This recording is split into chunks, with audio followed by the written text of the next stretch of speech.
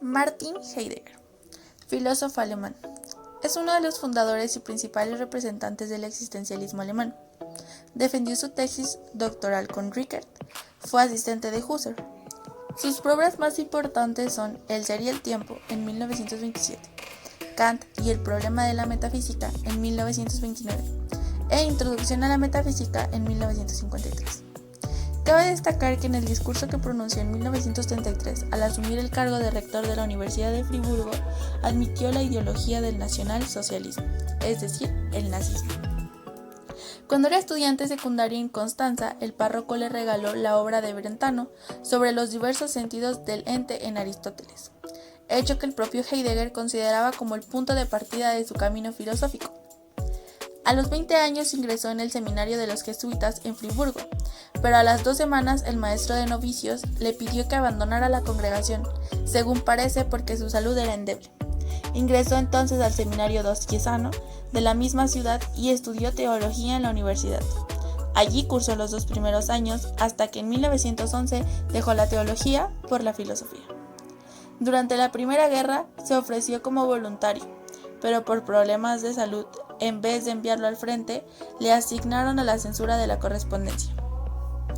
Entre 1919 y 1923 fue asistente de Husserl en la Universidad de Friburgo, con quien se inició en el método fenomenológico, quien luego haría suyo.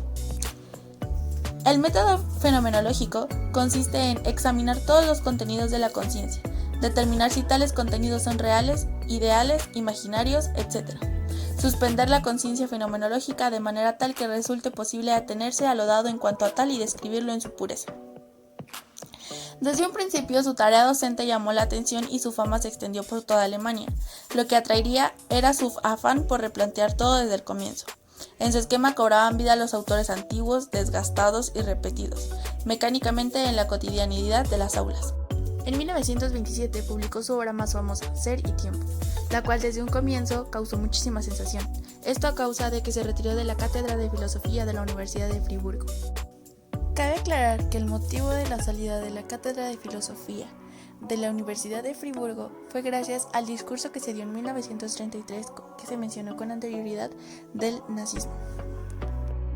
Aunque recibió de algunos de sus discípulos, como Herbert Marcuse, la sugerencia insistente de que se retractara públicamente de su discurso de 1933, el filósofo desestimó el consejo y nunca quiso dar explicaciones. Si bien, para algunos es imposible abordar su obra sin reservas, la mayoría de filósofos y estudiosos actuales prefieren tomar el trabajo de Heidegger en su sentido estrictamente filosófico, que no resulta menos controvertido. Desde la filosofía analítica, su obra ha sido criticada con dureza, sobre todo por Rudolf. Pero el pensamiento heideggeriano también ha suscitado adhesiones entusiastas, así la filosofía francesa de las décadas de 1960 y 1970. Admiró la capacidad de precisión de su lenguaje, así como su aportación al discurso humanístico. La obra de Heidegger suele entenderse como separada en 2 periodos distintos. El primero viene marcado por Ser y tiempo, obra que, pese a quedar incompleta, plantea buena parte de las ideas centrales de todo su pensamiento.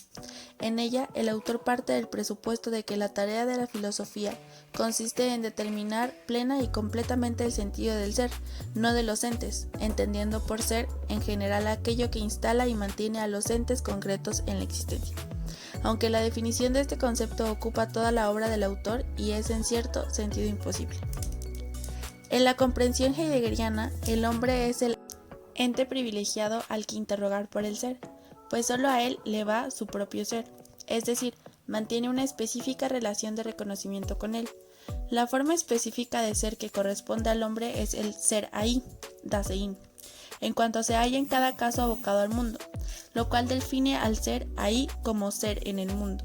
La distinción de la filosofía moderna desde Descartes entre un sujeto encerrado en sí mismo que se enfrenta a un mundo totalmente ajeno es inconsciente para Heidegger. El ser del hombre se define por su relación con el mundo, que es además práctica, ser a la mano, antes que teórica, ser ante los ojos. Estas categorías le sirven para comprender por dónde pasa la diferencia entre una vida auténtica que reconozca el carácter de caída que tiene la existencia, es decir, la imposibilidad de dominar su fundamento, el ser, y una vida inauténtica o enajenada que olvide el ser en nombre de los entes concretos.